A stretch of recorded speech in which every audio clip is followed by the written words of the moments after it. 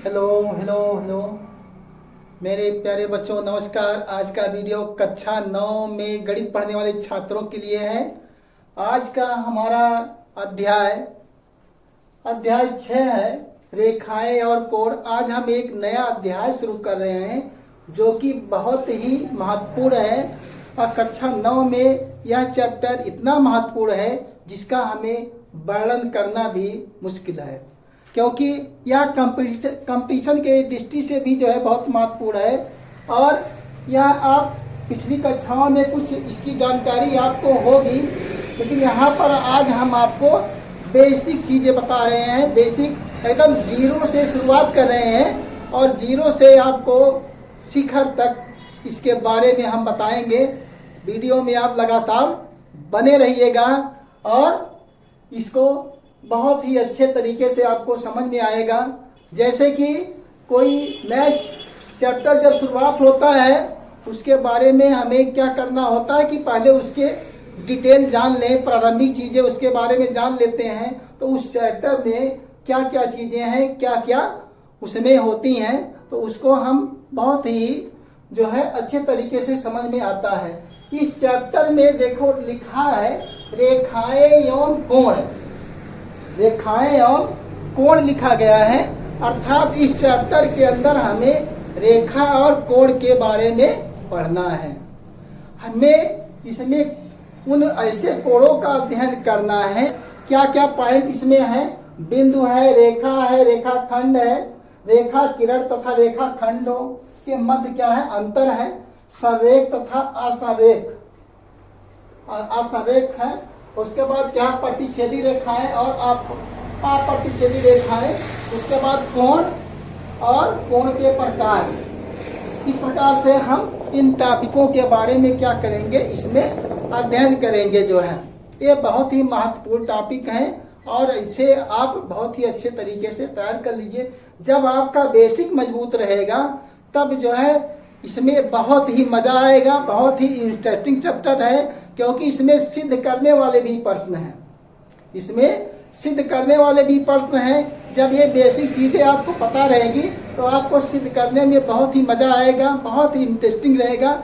जब इनकी परिभाषा, ये बहुत लोग समझते हैं कि यह चैप्टर कठिन होता है, लेकिन जो है यदि आप इसकी परिभाषाएं सबकी जाने रहेंगे जो है तो ये चैप्टर जो है कठिन नहीं होगा, बहुत ही आसान हो जाएगा। जो है बहुत ही आसान होगा, क्योंकि परिभाषा ही मेन है। इसमें जो परिभाषा आपको समझ में आनी चाहिए कि बिंदु क्या होता है, रेखा क्या होती है, रेखाखंड क्या होते हैं, कोण क्या होते हैं, किरण क्या होती है।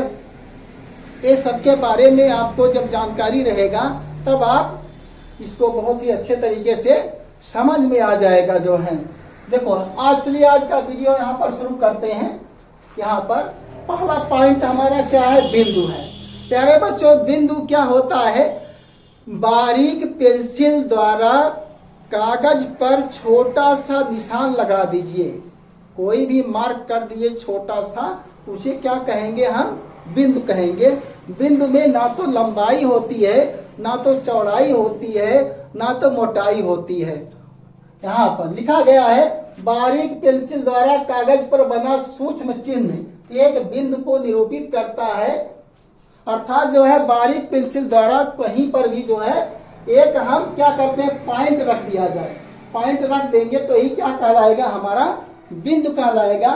बिंदु में ना तो चौड़ाई होती है, ना तो मोटाई होती है, ना तो लंबाई होती है। इसे अंग्रेजी वर्णमाला के बड़े अक्षरों से निरूपित करते हैं। स्मॉल लेटर से हम बिंदु को नहीं निरूपित करते हैं, किससे, कैपिटल लेटर से निरूपित करते हैं। जैसे यहाँ पर दिया गया है ABCD, अर्थात बड़े लेटर के द्वारा हम निरूपित करते हैं रेखा को। रेखा मतलब बारीक। यहाँ पर जो है बिंदु को हम किससे, अंग्रेजी वर्णमाला के कैपिटल लेटर से प्रदर्शित करते हैं।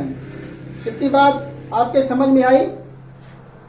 तो बिंदु क्या है, इसमें ना तो लंबाई होती है, ना तो चौड़ाई होती है, ना तो मोटाई होती है। आप इसे कागज पर बारीक पेंसिल द्वारा कागज पर एक पॉइंट रख दीजिए। वही क्या हो जाएगा, वह बिंदु हो जाएगा जो है प्यारे बच्चों। इस प्रकार से यहाँ पर देखिए लिखा गया है, एक पॉइंट ऐसा हमने रख दिया, यहाँ पर लिख दिया बिंदु ए। ठीक, इस प्रकार से हम बिंदु के बारे में जान गए। अब हम क्या करेंगे, रेखा के बारे में जानेंगे। दूसरा पॉइंट क्या है, रेखा है। रेखा क्या है, रेखा सरल रेखा बिंदुओं का समुच्चय होता है। सरल रेखा क्या है, सरल रेखा बिंदुओं का एक समुच्चय होती है जिसकी केवल लंबाई होती है, चौड़ाई और मोटाई नहीं होती है। रेखा की जो परिभाषा है कि रेखा में ना तो रेखा में ना तो चौड़ाई होती है ना तो मोटाई होती है, केवल लंबाई होती है। क्योंकि बिंदु की परिभाषा क्या है कि बिंदु में ना तो लंबाई होती है, ना चौड़ाई होती है, ना मोटाई होती है। बारीक पेंसिल द्वारा रखा एक पॉइंट होता है। तो यहाँ पर भी जो है, चूंकि रेखा कैसे बनती है, बिंदुओं से बनती है। रेखा कैसे बनती है, बिंदुओं से बनती है। तो बिंदु में जो है ना मोटाई नहीं होती, तो रेखा में कहाँ से मोटाई हो जाएगी, उसमें चौड़ाई नहीं होती, इसमें कहाँ से चौड़ाई हो जाएगी।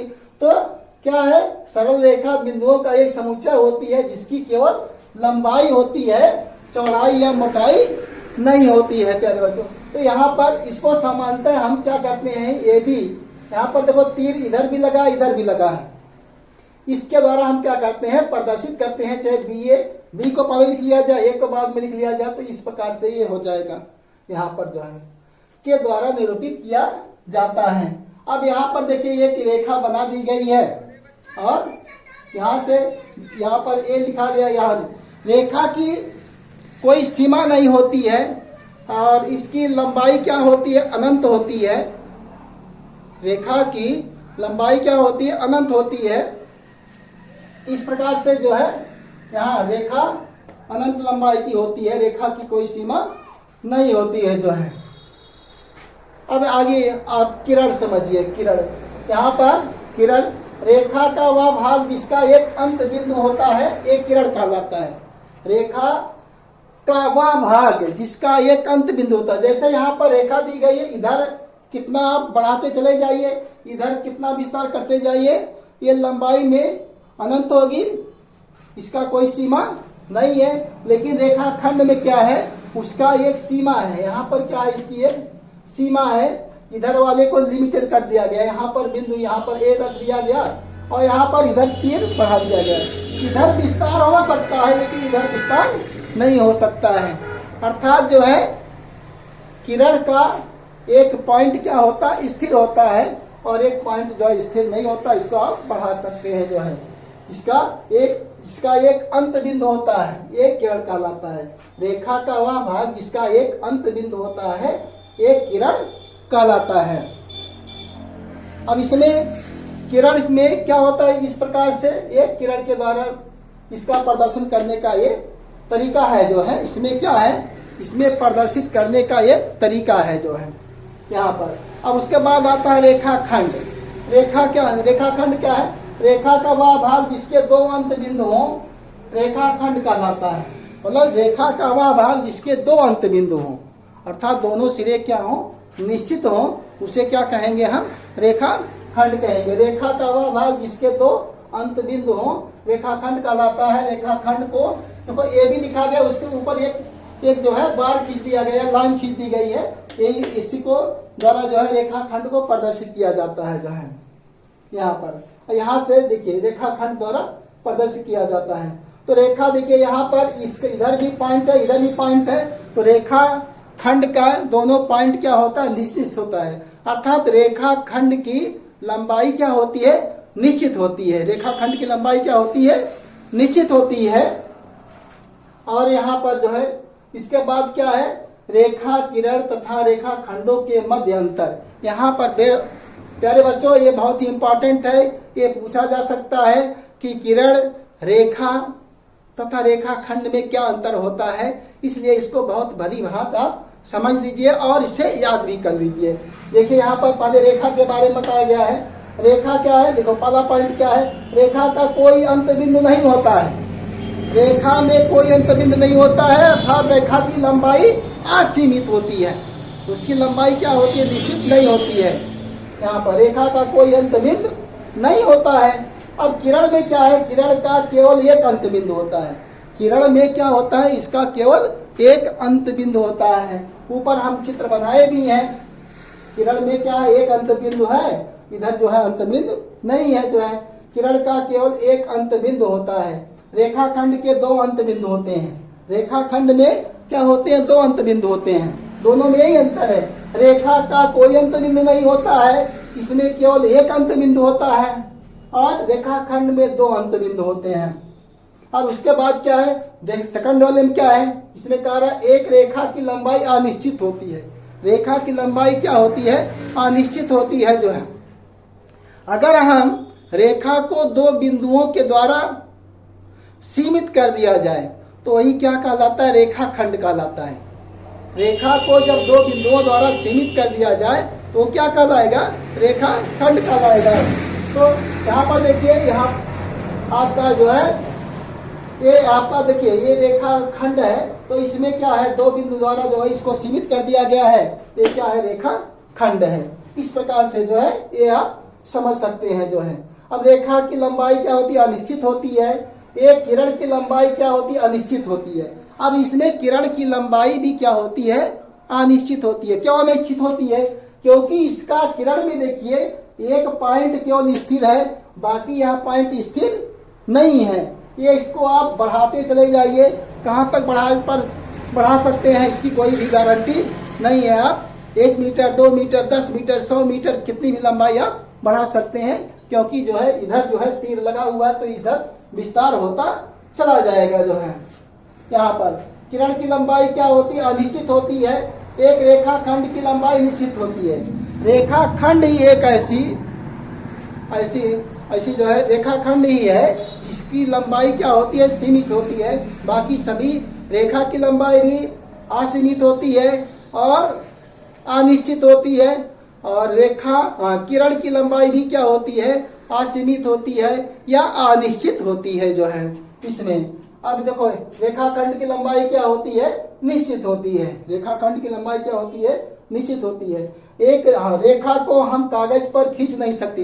देखिए कल्पना किया गया है कि जो है रेखा की जो परिभाषा हम बनाए हैं, रेखा में ना तो लंबाई होती है, ना चौड़ाई होती है, ना तो मोटाई होती है। तो देखिए आज का वैज्ञानिक युग है, वैज्ञानिक युग में एक बाल का भी जो है मोटाई निकाल लेते हैं। तो आप पेंसिल के द्वारा जो आप कागज पर जो रेखा खींचेंगे उसकी भी मोटाई वो निकाल सकते हैं। तो यहाँ पर जो है कल्पना किया गया है, लेकिन ये परिभाषा मानी गई है ना, इसके अनुसार ये लिखा गया है। जो है रेखा को हम कागज पर नहीं खींच सकते हैं, लेकिन जब भी हम तो खींचते ही हैं।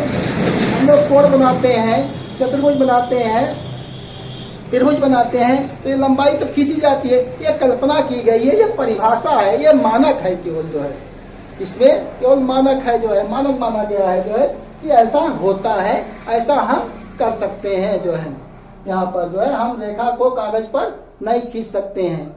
अर्थात जो है मोटाई इतनी कम से कम होनी चाहिए, कम से कम होती है कि जो है वह दिखाई नहीं देती है। जो है तो यहाँ पर जो है रेखा को हम कागज पर नहीं खींच सकते हैं। किरण को हम कागज पर नहीं खींच सकते, क्योंकि किरण भी तो रेखा के द्वारा बनी हुई है। तो जो किरण में मोटाई नहीं होती है, केवल लंबाई होती है। रेखा में क्या होती है, रेखा में मोटाई नहीं होती है, चौड़ाई नहीं होती, केवल लंबाई होती है। ऐसे किरण में भी तो मोटाई नहीं होगी, लंबाई होगी। जो है यहाँ पर रेखाखंड को हम कागज पर नहीं खींच सकते हैं। रेखाखंड को भी जो हम कागज पर नहीं खींच सकते हैं, तो क्योंकि लंबाई उसमें जो है चौड़ाई और मोटाई नहीं होती, इसलिए हम नहीं खींच सकते हैं। लेकिन हम खींचते भी हैं। जैसे हमको चतुर्भुज बनाना है, कोण बनाना है, त्रिभुज बनाना है, तो हम पेंसिल के द्वारा रेखा को खींचते हैं। वो कल्पना केवल है, परिभाषा कल्पना की गई है। जो है यहाँ पर फिर कह रहा है, यहाँ पर जो है प्रदर्शन दिया गया है, रेखा AB का निरूपण कैसे निरूपित करेंगे। इधर से एक तीर है, इधर से तीर है, यहाँ पर एक बिंदु रखा गया है, A है, यहाँ पर B है। इस प्रकार से हम रेखा को निरूपित करते हैं। यहाँ पर किरण AB का निरूपण कैसे करते हैं, इधर एक पॉइंट को हमने क्या कर दिया, सीमित कर दिया, इधर वाले को तीर लगा दिया, ये सीमित नहीं है। इधर से जो है एक किरण को प्रदर्शित करने का एक तरीका है। रेखा को प्रदर्शित करने का ये तरीका है।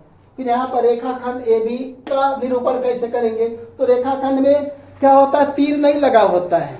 क्यों नहीं तीर लगा होता है, क्योंकि रेखा खंड की लंबाई क्या होती है, सीमित होती है, निश्चित होती है। तो यहाँ पर ये भी लिखा, इस प्रकार से प्रदर्शित करते हैं। अब नेक्स्ट पॉइंट हमारा क्या है, संरेख तथा असंरेख। संरेख का मतलब होता है जब दो या दो से अधिक या तीन से अधिक बिंदु जो है एक ही रेखा में स्थित होते हैं, एक ही रेखा में स्थित होते हैं, तब वो क्या कहलाते हैं, संरेख कहते हैं, या उसे हम कोलिनियर कहते हैं। यहाँ पर एक पॉइंट P है, यहाँ पर Q है, यहाँ पर R है। ये तीनों पॉइंट क्या है, एक ही रेखा में स्थित है। एक तीनों पॉइंट क्या है, एक ही रेखा में स्थित है, इसलिए ये क्या है, संरेख है। एक ही रेखा में स्थित होने के कारण क्या है, ये तीनों क्या है, संरेख हैं। और यहाँ पर देखिए ये पॉइंट, यहाँ पर A दिया गया है, B दिया गया है, ये तीनों पॉइंट A B C क्या है, एक रेखा में स्थित नहीं है, इसलिए ये क्या कहलाएंगे, असंरेख। इसलिए ये A B C क्या कहलाएंगे, असंरेख बिंदु है जो है, ये क्या है, असंरेख बिंदु है जो है। तो इस प्रकार से यहाँ पर हम संरेख और असंरेख को अच्छे तरीके समझ लेंगे, क्योंकि आगे आने वाले क्वेश्चनों में ये सब जो है प्रयोग में आएंगे। जब यहाँ पर जाने रहेंगे तब आप चैप्टर को पढ़ेंगे तो उसको में आपको बहुत ही इंटरेस्टिंग होगा, बहुत ही आनंद आएगा कि बताइए कैसे कोण बन गया, कैसे रेखा समांतर हो गई, कैसे यह रेखा हो गई, कैसे ये किरण हो गई, कैसे ये रेखाएं समांतर हो गई, ये त्रिभुज कौन सा त्रिभुज हो गया। तो ये सारी चीजें जब परिभाषा जाने रहेंगे तो आपको पढ़ने में बहुत ही आनंद आएगा जो है।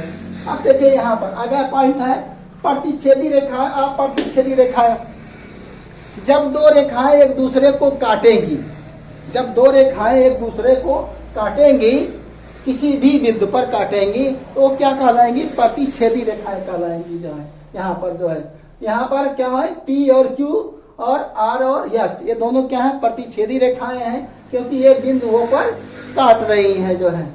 यहाँ पर, यहाँ देखो दोनों क्या है, ये यह रेखा दोनों क्या है, ये अप्रतिच्छेदी रेखाएं हैं, क्योंकि यह एक दूसरे को कभी नहीं काटेंगी। अर्थात ये दोनों रेखाएं क्या है, समांतर रेखाएं हैं। समांतर रेखाएं ही ऐसी होती हैं जो एक दूसरे को कभी नहीं काटती हैं जो है, अनंत पर भी नहीं काटती हैं जो है।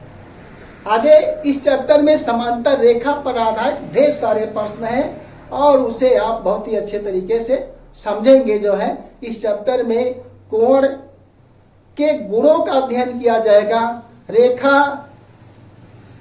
रेखा दो समांतर रेखाओं को काटेगी, ऐसे गुणों का अध्ययन किया जाएगा। वहां पर कोण किस प्रकार से होंगे जो है, यहाँ पर जो है बताया जाएगा जो है। अगला है कोण। कोण की परिभाषा क्या होती है, कोण किसे कहते हैं, कोण के बारे में। जब दो किरणें एक ही अंत बिंदु से प्रारंभ होती हैं तो एक कोण बनाती हैं। अर्थात दो किरणें जो है, देखिए यहाँ पर किरण क्या है, BA, यहाँ पर एक किरण क्या है, BA है, एक किरण क्या है, BC है। दोनों किरणें एक बिंदु B पर मिल रही हैं तो ये क्या बनाएंगी, कोण बनाती हैं। ये क्या बनाएंगी, कोण बनाएंगे। यहाँ पर देखिए BA किरण है, यहाँ पर BC किरण है, तो दोनों किरणें एक बिंदु पर आकर के यहाँ पर मिल रही हैं, तो ये क्या कहला रहा है, कोण कहला रहा है। ये कोण है जो है। यहाँ पर जहाँ पर दोनों किरणों का जो उभयनिष्ठ बिंदु होता है, अर्थात कॉमन पॉइंट होता है, इसे क्या कहते हैं, शीर्ष कहते हैं। इसे क्या कहेंगे, कोण का शीर्ष कहेंगे। और इधर वाली किरण क्या कहलाएगी, भुजा कहलाएगी, और इधर वाली किरण क्या कहलाएगी, कोण की भुजा। ये दोनों क्या है, कोण की भुजा है। और इन दोनों के बीच का जो झुकाव है, इंक्लिनेशन है, वो क्या कहलाएगा, इसका कोण कहलाएगा जो है। अब कोणों के प्रकार के बारे में समझिए। यहाँ पर कोण के प्रकार दिए गए हैं। पहला क्या है, न्यून कोण है। न्यून कोण का मतलब क्या होता है, वह कोण जो 0 अंश से अधिक और 90 अंश से कम होता है उसे क्या कहते हैं, न्यून कोण कहते हैं। यहाँ पर जो है पहला, यहाँ पर क्या हो जाएगा, ये न्यून कोण हो जाएगा। अब न्यून कोण बनाने के लिए हमें क्या करना होगा, इसे मिटाना पड़ेगा जो है। न्यून कोण बनाने के लिए हम क्या करेंगे, इसको मिटाएंगे। यहाँ पर इस प्रकार से जब कोण बनेगा, अर्थात ऐसे कोण रहेगा, ये क्या कहलाएगा, यहाँ पर हो जाएगा ए, यहाँ पर क्या हो जाएगा बी, यहाँ क्या हो जाएगा सी, यह कोण। अर्थात एक इस प्रकार का जब कोण रहेगा तो ये न्यून कोण कहलाएगा। यह कोण क्या होगा, 60 अंश हो सकता है, 70 अंश हो सकता है, 80 हो सकता है, लेकिन 90 नहीं हो सकता है। तो इसे क्या कहेंगे हम, न्यून कोण। क्या कहेंगे, इसे हम न्यून कोण कहेंगे, इसे न्यून कोण कहेंगे। अब उसके बाद क्या है आपका समकोण है। समकोण क्या होता है, ठीक 90 अंश का होता है। समकोण क्या होता है, ठीक 90 अंश का होता है। तो एक खड़ी लाइन खींचिए ऐसे, इस प्रकार से एक खड़ी लाइन खींचिए और एक पड़ी लाइन खींच दी है इसे यहाँ पर। तो इधर वाला इस प्रकार से यहाँ पर बिंदु मान लीजिए ओ, यहाँ पर ये हो गया, यहाँ पर आपका बी हो गया, यहाँ पर बी। तो ये कितने अंश का होगा, ये 90 अंश का होता है। इसे क्या कहेंगे, समकोण। इसे क्या कहेंगे, समकोण कहा जाएगा जो है। समकोण क्या होता है, ठीक 90 अंश का होता है जो है। अब उसके बाद आपका अधिक कोण है। अधिक कोण यहाँ पर है 90 से अधिक तथा 180 अंश से कम। वह कोण जिसका मान 90 अंश से अधिक हो और 180 अंश से कम हो उसे क्या कहेंगे, अधिक कोण। अब अधिक कोण के लिए देखो ये 90 अंश, इस भुजा को थोड़ा सा इधर खिसका दीजिए, इस प्रकार से बना देंगे, ऐसे बना देंगे। तो ये हमारा क्या हो जाएगा, यहाँ से ये मान लेते हैं 120 अंश, 90 से अंश अधिक है 120 अंश, और यहाँ से यहाँ पर ही मिला दीजिए। तो ये क्या हो जाएगा आपका ए, यहाँ पर बी और यहाँ पर सी। तो ये क्या हो जाएगा, अधिक कोण। ये क्या कहलाएगा, अधिक कोण। अधिक कोण, अधिक कोण क्या होता है, 90 से अधिक अर्थात 91 भी हो जाएगा, वो भी अधिक कोण कहलाएगा। और 179 तक के कोण को हम क्या कहेंगे, अधिक कोण कहेंगे जो है। उसके बाद क्या है आपका रिज कोण है। रिज कोण क्या होता है, ठीक रिज कोण हमारा क्या होता है, ठीक जो है 180 अंश का होता है। 180 अंश के कोण को, अर्थात जो एक रेखा ऐसे खींच दिया जाए इस प्रकार से, एक बिंदु यहाँ पर इस ए मान लीजिए, यहाँ पर एक बिंदु मान लीजिए बी, यहाँ पर बिंदु हो गया है आपका सी। तो यहाँ से इतना कोण जो होगा, इतना कोण जो होगा ये कहलाएगा 180 अंश। 180 अंश का कोण होता है। इसे क्या कहते हैं, रिज कोण। यहाँ क्या कहेंगे, इसे क्या कहेंगे, रिज कोण। इसे क्या कहेंगे, रिज कोण कहेंगे। इसे रिज कोण कहा जाएगा जो है। अब इसके बाद आता है आपका प्रतिवर्ती कोण। इसको हम याद, मतलब 180 से अधिक होना चाहिए और 360 अंश से कम रहेगा, तब वो क्या कहलाएगा आपका प्रतिवर्ती कोण। इसे क्या कहते हैं, प्रतिवर्ती कोण। प्रतिवर्ती कोण, प्रतिवर्ती कोण कहेंगे। 180 से अधिक हो और 360 अंश से कम हो। इसके बाद आता है आपका संपूर्ण कोण। संपूर्ण कोण, संपूर्ण कोण यहाँ पर बनाया भी गया है, यहाँ से यहाँ तक का कोण पूरा क्या है आपका संपूर्ण कोण है। ये इस प्रकार से, जैसे यहाँ एक लाइन है, इधर से यहाँ पर बिंदु हो गया ये, यहाँ पर बिंदु हो गया हमारा ओ। अब यहाँ से ये चलेंगे ऐसे पूरा ये चक्कर लगा देंगे, तो यहाँ जो कोण कहलाएगा संपूर्ण कोण होगा। ये कितने अंश का होगा, 360 अंश का। यह पूरा घूम जाएगा, एक चक्कर पूरा ये घूम जाएगा। ये क्या कहलाएगा आपका संपूर्ण कोण। क्या कहलाएगा, ये संपूर्ण कोण। संपूर्ण कोण कहलाएगा जो है। इस प्रकार से यह सभी जो है यहाँ पर जो संपूर्ण कोण कहलाएगा जो है।